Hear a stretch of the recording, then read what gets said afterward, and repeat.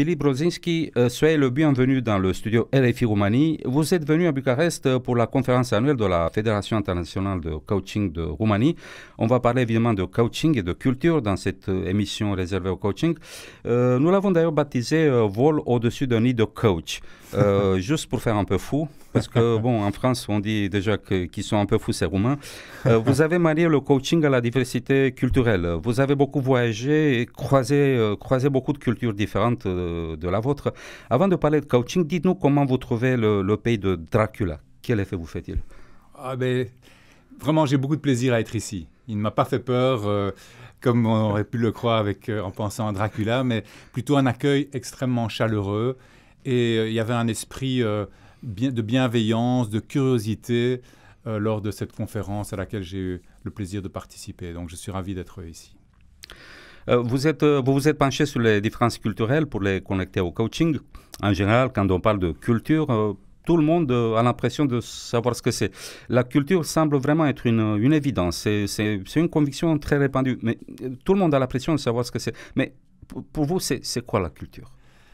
Déjà, c'est une bonne question parce que souvent, merci de me poser cette question, parce que souvent quand les gens pensent à culture, ils pensent à des pays différents, et quand on va parler de coaching interculturel, on va donner des conseils. Si je vais, par exemple, en France, ou si je vais aux États-Unis, ou si je vais en Russie, il y aura certaines différences que je vais rencontrer ici. Pour moi, la culture, c'est les caractéristiques d'un groupe qui distingue ce groupe d'un autre groupe. Et on a tous plusieurs cultures. On peut être roumain, on peut être un homme d'une certaine génération, d'une certaine profession, dont on a tous plusieurs cultures. Et les cultures, en fait, que nous avons, c'est un ensemble de caractéristiques qui sont des caractéristiques à la fois visibles, nos comportements visibles, mais aussi les normes, les croyances, les valeurs qui sont là, invisibles, mais qui vont néanmoins avoir un impact sur nos façons de nous comporter. Et il y a un certain nombre de différences qu'il est intéressant de connaître. Enfin, on va sûrement en parler dans un instant, mais c'est à ça que je me suis intéressé, de prendre conscience du fait que nous avons différentes façons de penser, de communiquer, de gérer le temps. Et qu'en s'intéressant à ces différentes façons de communiquer, générer de temps, penser, on peut ouvrir le champ des possibles. Vous avez écrit un livre, je vais le dire en anglais, Coaching Across Culture. Vous racontez quoi dans ce livre? Dans ce livre, c'est vraiment l'idée de dire les différences sont une source de richesse, en tout cas peuvent être une source de richesse à condition de tirer parti de ces différences. Et le but du coaching interculturel, c'est de montrer comment on peut vraiment tirer parti de ces différences culturelles à différents niveaux. Au niveau interpersonnel, aussi au niveau des équipes, comment tirer parti de la diversité des équipes pour plus de créativité, plus d'innovation, plus d'impact. Aussi au niveau des entreprises, des organisations. Par exemple, dans le cadre de fusion et d'acquisition, souvent l'échec est au rendez-vous parce que la diversité culturelle n'est pas suffisamment prise en compte ou pas prise en compte du tout. Quand à l'inverse, on arrive à tirer parti de ces différences, ça peut devenir du coup un succès, une source d'enrichissement. Donc le livre est vraiment axé sur cette idée-là, s'enrichir à partir des différences culturelles. Et l'idée vous est venue comment de connecter le coaching avec la culture? Parce que, en fait, bon, le coaching, c'est un métier qui est assez jeune, hein, officiellement, on va dire. Bon, déjà, si on lit les dialogues de Platon, par exemple, quand on voit les dialogues de Platon avec Socrate, on se dit, mais c'est des séances de coaching extraordinaires, en fait. Donc, le métier, il est pratiqué depuis qu'on existe sur Terre, quoi, en fait. Mais il est pratiqué d'une manière systématique, institutionnalisée depuis peu de temps, en fait. Et on essaye, il y a beaucoup de tentatives de créer des nouveaux angles dans ce métier. Et vous avez apporté cet angle de connecter le coaching à la culture. Comment vous êtes venu cette idée? Le constat, ça fait déjà depuis presque 30 ans que je fais du coaching et j'ai commencé à faire du coaching comme M. Jourdain faisait de la prose, si je simplifie très fortement. C'est-à-dire que je me suis mis à accompagner des personnes dans la durée et c'est seulement a posteriori, quand j'étais invité à une conférence, que je me suis rendu compte que ce que je faisais, c'était du coaching. Et j'ai eu l'occasion de découvrir ce qui avait été fait principalement aux États-Unis, où il y a eu un rôle de pionnier en matière de coaching tel qu'on le connaît aujourd'hui. Et ce qui m'a frappé, c'est que cette dimension interculturelle n'était pas prise en compte. Et c'est vraiment un problème parce que, par exemple, j'étais à cette conférence d'ICF, International Coach Federation. J'ai beaucoup de respect pour cette association qui a 11 compétences clés de coaching. Une des compétences clés, c'est la communication directe. L'idée, c'est, si je veux être un bon coach, j'ai intérêt à dire les choses clairement. J'ai une amie aux États-Unis qui dit, être clair, ce n'est pas suffisant, il faut être blunt, c'est-à-dire il faut faire vraiment du rentre-dedans. Alors, c'est bien parce que ça a le mérite que les choses soient dites, que les choses soient claires, mais je suis également aujourd'hui professeur au Japon, dans une business school au Japon. Si je ne fais que de la communication directe, je risque d'offenser les personnes, de leur faire perdre la face, et la communication va s'arrêter là. Donc voilà un simple exemple où, si je dis que la communication doit être directe et je ne prends pas en compte la notion de, par exemple, veiller à ne pas heurter l'autre, à ne pas offenser, à ne pas faire perdre la face, si je ne prends pas en compte cette notion, je risque de ne pas être aussi efficace dans certains contextes. Donc pour moi, voilà un seul exemple, mais l'idée, ça a été d'inclure de manière systématique cette dimension interculturelle dans le coaching, plutôt que de considérer que le coaching made in USA avait nécessairement une portée universelle. Zbor deasupra unui cuib de coach, cu coach Mirel Bran și Monica Grigoriu. Vous enseignez dans plusieurs grandes capitales, de Tokyo, parfois à Prague. Vous avez affaire à des publics très différents. Ça ne vous donne pas parfois le vertige? Je ne sais pas, vous faites comment quand vous avez l'impression que vous ne savez plus où vous êtes? Vous vous réveillez le matin, vous vous posez la question, mais où est-ce que je suis là? Déjà pour moi, je pense qu'une attitude interculturelle, c'est un plaisir, une curiosité à découvrir d'autres cultures. Donc moi, je n'ai pas la prétention d'avoir toutes les réponses, mais en tout cas, c'est vrai que j'ai un vrai plaisir de me trouver dans d'autres univers, d'aller à la rencontre d'autres personnes. Je pense que ça, c'est déjà la base. À partir du moment où on a cette attitude-là, je pense que après, on peut continuer à apprendre, on va continuer à apprendre toute sa vie. Mais ça, c'est déjà la base.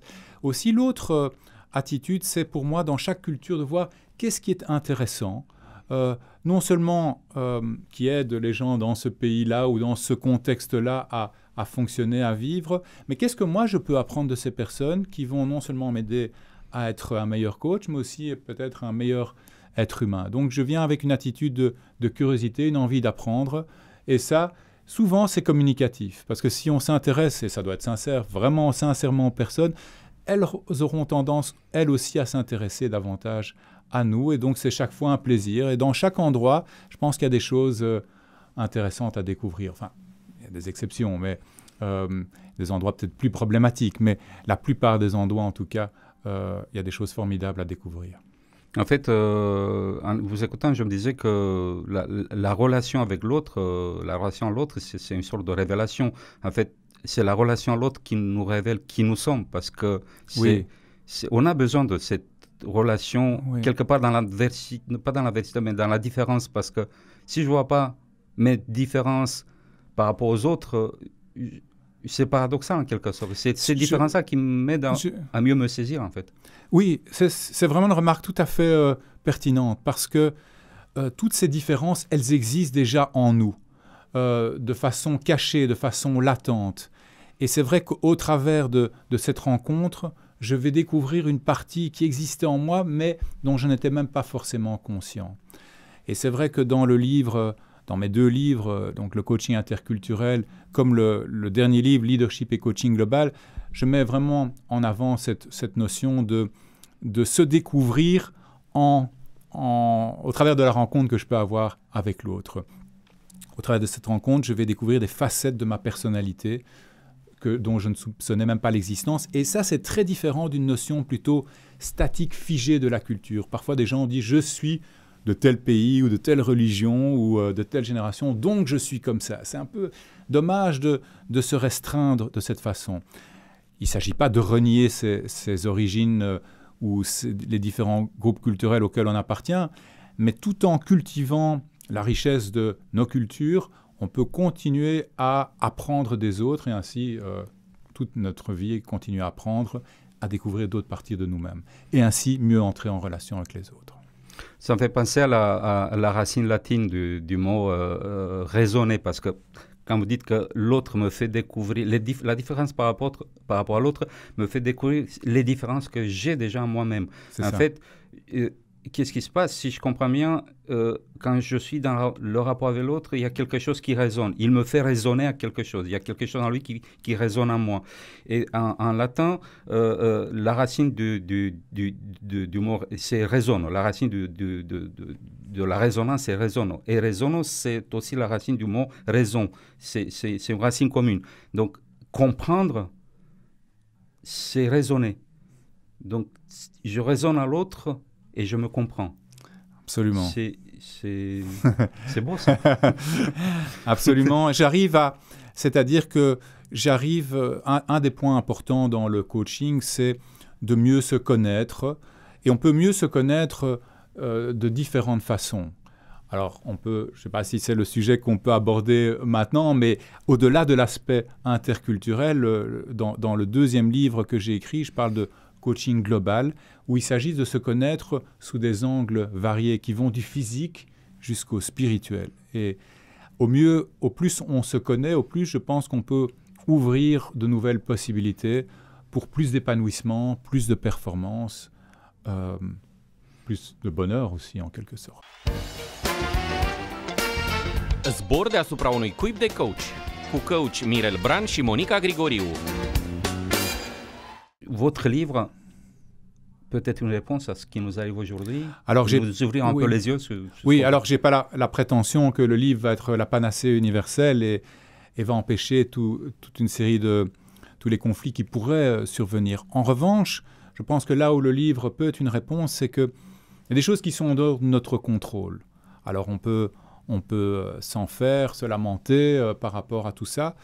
Le livre, c'est plutôt une invitation à agir là où on peut agir. Et je pense que chacun à notre niveau, on peut faire une différence, déjà en prenant pleinement notre responsabilité. Mais si je veux être pleinement responsable dans ma vie et avoir un impact positif, constructif autour de moi, souvent, ça implique de faire un travail sur soi. Parce que c'est plus facile de se plaindre et de vouloir changer les autres. Si je veux changer le monde, j'ai intérêt à être prêt d'abord à me changer moi-même. Pas changer fondamentalement qui je suis, mais enlever tout ce qui m'empêche finalement de pouvoir bâtir des relations constructives avec autrui, de changer certaines croyances limitantes qui m'empêchent de vivre pleinement ma vie et d'apporter une contribution utile aux autres et à la société. Et ça fait partie du travail de coaching, en particulier de cette approche globale du coaching que je mets en avant, c'est-à-dire au-delà du coaching traditionnel, c'est une approche intégrée du développement humain qui permet d'appréhender au mieux la complexité. Et voilà, inviter chacun à être pleinement responsable et donner les moyens pour cela. Ça, c'est l'idée. C'est déjà pas mal parce que cette ambiance de retour en arrière, ça crée quand même beaucoup de dépression dans le monde. Il y a de plus en plus de gens déprimés un peu partout dans le monde. Et il y a ce sentiment d'impuissance de qu'est-ce qu'on peut faire à notre échelle individuelle. On se sent écrasé par quelque chose qui nous dépasse. Et je pense que c'est assez fondamental de redonner un peu d'espoir aux gens, de faire comprendre que finalement, oui, on peut changer le grand monde si on fait des petits changements déjà dans notre petit monde à nous, quoi. Exactement. Déjà, je pense de prendre conscience que si je fais ce qui peut apparaître comme dérisoire, une petite différence autour de moi, déjà j'ai joué mon rôle. Si je peux citer dans le Talmud, il y a l'idée que celui qui sauve un homme sauve l'humanité entière. Alors on peut croire ou ne pas croire à ça, mais j'aime bien l'idée que rien n'est dérisoire. Si j'apporte ma pierre à l'édifice, ça mérite vraiment beaucoup de respect et ça me donne aussi davantage de sens à mon existence. Donc ici, dans le coaching, c'est de voir qu'est-ce qui est possible. Il y a des choses qu'on ne peut pas changer. Quand j'accompagne que ce soit des personnes individuelles ou des managers, ils sont dans un contexte, il y a des choses qu'ils peuvent faire, des choses qu'ils ne peuvent pas faire, mais on va examiner quelles sont les options qu'ils ont aujourd'hui à leur disposition. Et souvent, elles sont bien plus importantes que ce qu'ils ou elles imaginaient au départ. Et en fonction de ça, on va prendre des décisions et des actions qui vont nous permettre de trouver davantage de sens à notre vie et d'apporter notre pierre à l'édifice pour aider nos entreprises à être plus efficaces, mais au-delà de ça, à construire un monde meilleur aussi. Je pense qu'on est un peu privilégié quand même, nous, en tant que coach, parce que c'est clair que le besoin de coaching, il est en train d'augmenter. Enfin, les gens, de plus en plus de gens, de sociétés, d'organisations ont besoin de coaching. Et il y a quelque chose de noble dans ce métier, quoi. C'est dans ce sens-là que je trouve qu'on est quand même privilégié. Absolument. Je me sens extrêmement privilégié, mais ce que je constate, c'est que au départ, le coaching, il y a 30 ans, on se demandait est-ce que ça allait continuer. Moi, j'ai toujours cru que, franchement, c'est là pour durer. Et donc, je suis ravi de voir que le coaching, c'est vraiment institutionnalisé. Il existe de plus en plus de programmes, y compris universitaires, de coaching. Ce qui manque encore aujourd'hui, c'est une formation en coaching au plus jeune âge. Alors, j'ai eu l'occasion au Japon d'intervenir, mais c'est assez exceptionnel, auprès d'enseignants, donc dans un lycée, qui souhaitaient mettre le coaching global comme partie intégrante du cursus pour des lycéens. Pas mal. Et je pense que là, il y a quelque chose à faire parce que, je ne sais pas comment c'est en Roumanie, mais en Belgique ou dans la plupart des pays que je connais, on apprend des choses très intéressantes au lycée, des mathématiques, de l'histoire, on apprend de la chimie, de la physique, etc. Mais ce qu'on n'apprend pas typiquement, c'est les relations humaines. Comment agir de manière pleinement responsable, comment bâtir des relations constructives avec autrui. On n'apprend pas non plus à connaître, à comprendre les différences culturelles et à utiliser ces différences culturelles comme source de richesse. On n'apprend pas non plus à voir qu'est-ce qui va faire, comment est-ce que je peux trouver du sens dans ma vie, comment est-ce que je peux apprécier déjà ce que j'ai aussi, plutôt que de sans cesse vouloir ce que je n'ai pas et être malheureux. Donc l'idée, c'est à la fois de pouvoir être ambitieux, oui, et de vouloir réaliser des choses, tout en appréciant ce qu'on a déjà, que parfois on considère comme allant de soi. Aussi, c'est aussi une des dimensions dans le coaching global, c'est la perspective physique. Qu'est-ce qu'on peut faire pour être en bonne santé, au niveau de l'alimentation, de l'exercice physique, pour être en bonne forme, plutôt que de considérer que, voilà, on ne doit pas s'occuper de ça et espérer de rester en forme, mais sans nécessairement mettre les moyens. C'est des choses qui ne sont pas suffisamment enseignées. Mais à l'inverse, si c'était enseigné, je pense qu'on aurait des citoyens qui seraient mieux aptes à exercer leur rôle. Zbor deasupra unui cuib de coach, cu coach Mirel Bran și Monica Grigoriu. Vous avez touché quelque chose qui m'intéresse beaucoup, Philippe Rosinski. Les différences culturelles nous donnent une identité qui nous sépare de l'identité des autres qui, eux, vivent dans une culture différente de la nôtre. La culture semble être aussi un moyen qui sépare les gens. En même temps, on dit que la culture nous rassemble. N'est-ce pas un paradoxe, là? C'est peut-être un problème si on est dans une vision binaire, une pensée binaire héritée d'Aristote et le principe du tiers exclu. S'il y a deux propositions contradictoires, si l'une est vraie, l'autre doit être fausse. On a souvent tendance à penser en termes de « ou ». Et c'est vrai que si on pense en termes de « ou », les divisions vont se perpétuer. Donc mon invitation, c'est de penser de manière plus dialectique, plus en termes de « et ». Donc, il ne s'agit pas de renier ma culture. En même temps, donc, j'ai mes préférences culturelles, une certaine façon de penser, de communiquer, par exemple, de gérer le temps, et je peux enrichir cela en apprenant des autres. Je peux peut-être donner un exemple. Si je considère que le temps est rare, il n'y a jamais assez de temps pour faire tout ce que j'ai à faire, je vais du coup apprendre à être très efficient, à faire beaucoup de choses en peu de temps. Et je risque d'être dans un mode où je deviens de plus en plus productif, mais j'ai l'impression de vivre à 100 à l'heure, de m'essouffler et de me demander à quoi bon tout ça, parce que je cours après le temps. C'est là que c'est intéressant de se rendre compte que le temps peut être aussi perçu comme une ressource abondante. C'est notre vision culturelle, le temps comme denrée abondante. Si je considère que le temps est abondant, je peux ralentir, je peux prendre le temps, et en prenant longtemps, je peux paradoxalement mieux apprécier la rareté du temps. C'est en ralentissant, en prenant longtemps, que je peux mieux apprécier la rareté du temps. Et là, je peux devenir non pas efficient, mais efficace. C'est-à-dire que je fais ce qui compte vraiment, parce que j'ai pris du recul et je vois ce qui est réellement important. Mais la bonne nouvelle, c'est que ça ne doit pas être l'un ou l'autre. Je peux à la fois être efficient, faire les choses bien, et être efficace, faire les bonnes choses, c'est-à-dire mettre mon énergie là où ça fait une différence. Donc, prendre ce recul, ralentir, c'est important. Et en même temps, ça ne dispense pas d'être aussi efficient. Vous voyez ? Et c'est cette combinaison qui permet d'avoir le beurre et l'argent du beurre. Alors, ce n'est pas toujours possible d'avoir le beurre et l'argent du beurre. Moi, ce que j'essaie de faire avec ce coaching interculturel, c'est le plus possible tirer parti des différences pour que les gens aient le beurre et l'argent du beurre. Pourquoi pas hein. Dans la physique quantique, quand c'est possible. On dit qu'on peut être à la fois particule et onde, donc pourquoi pas ne pas avoir les deux, donc c'est possible. Mais c'est vrai aussi, par exemple, si on prend une fusion, une acquisition au niveau d'entreprise, si je suis là, l'entreprise qui a fait l'acquisition d'une autre entreprise, et je viens là de manière dominatrice, de dire ça va être ma culture et votre culture n'est pas très intéressante, les gens vont se sentir aliénés, vont ne pas se sentir respectés. Et soit ils vont quitter l'entreprise, soit ils ne vont pas être vraiment engagés dans le nouveau projet commun. Par contre, si j'arrive là, je suis en charge d'une entreprise qui a fait l'acquisition d'une autre entreprise, en disant, nous on a une culture qui est intéressante, qui a amené pas mal de succès dans notre entreprise, mais on est intéressé par vos préférences culturelles, vos façons de fonctionner, vos façons de vous organiser. On a beaucoup de respect pour ça, pas simplement du respect, mais on veut apprendre de vous aussi. Si je suis dans cette attitude-là, les autres vont avoir plus tendance aussi à s'intéresser à moi, et c'est là qu'on peut bâtir de l'unité, de l'enrichissement mutuel.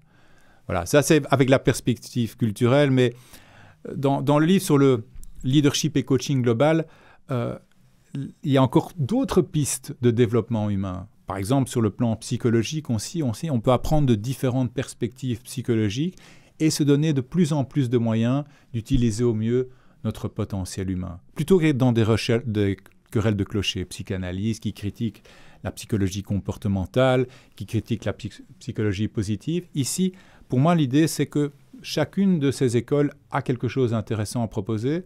À nous à avoir cette curiosité, cette humilité aussi d'être prêt à apprendre de ces différentes écoles. Et je dois dire que cette approche du coaching global, pour moi, c'est une manière aussi, si je puis dire, un peu égoïste, de satisfaire ma propre curiosité. Parce que j'ai jamais aimé être mis dans une case, d'être un spécialiste dans tel domaine, en me désintéressant du reste. Je trouve que dans le monde d'aujourd'hui, où on fait face à beaucoup de complexité, si on n'est que dans son domaine, un expert dans son domaine, sans s'ouvrir à d'autres disciplines, on rate quelque chose, on rate d'autres opportunités d'apprendre et de nous enrichir. Et les défis complexes du monde actuel exigent un regard pluridisciplinaire, exigent de pouvoir appréhender la réalité à partir de perspectives multiples.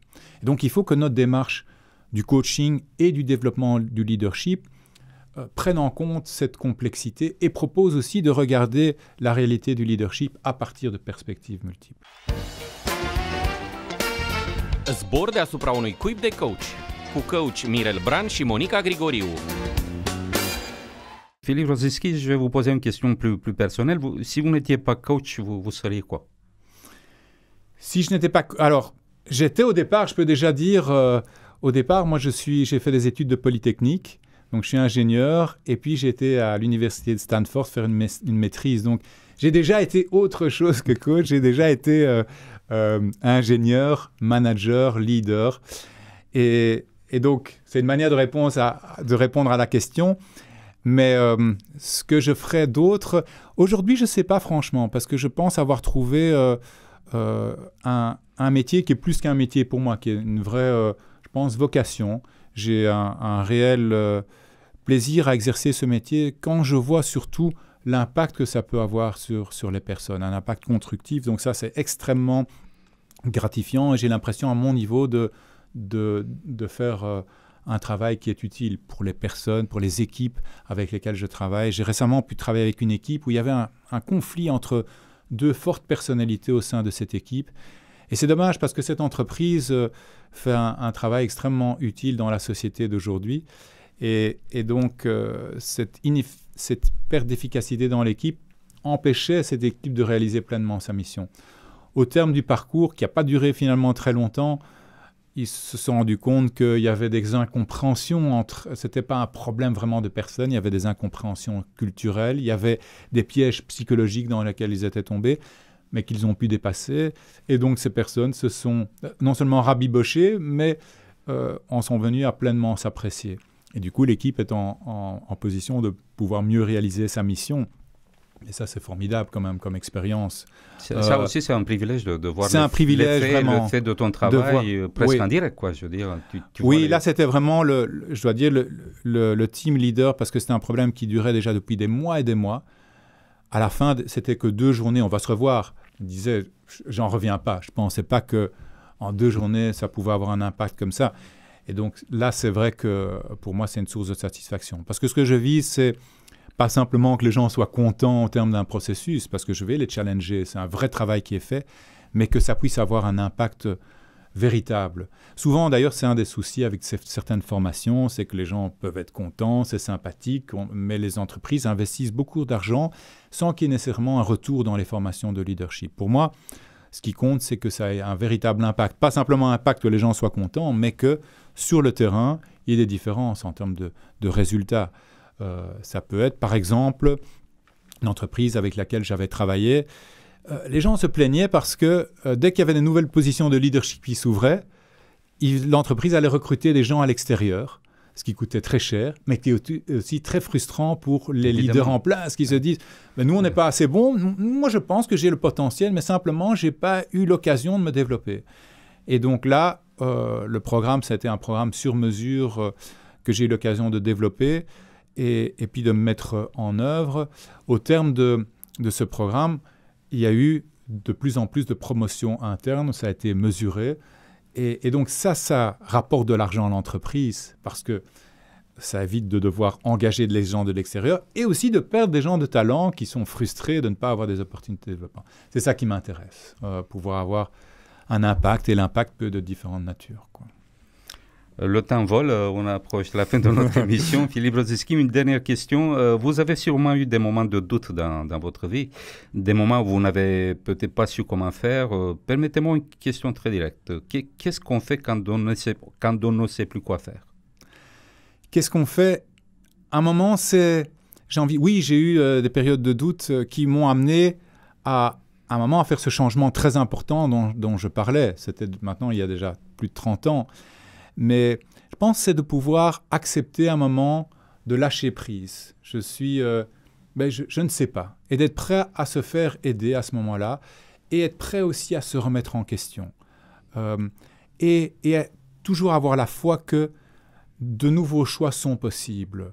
Même si on ne voit pas la lumière au bout du tunnel, de pouvoir avoir la foi en soi-même et en la vie, que de nouvelles possibilités vont pouvoir émerger. Même si on ne voit pas encore ce qu'elles seront, de garder la foi, de continuer à apprendre et de trouver l'aide là où elle se présente.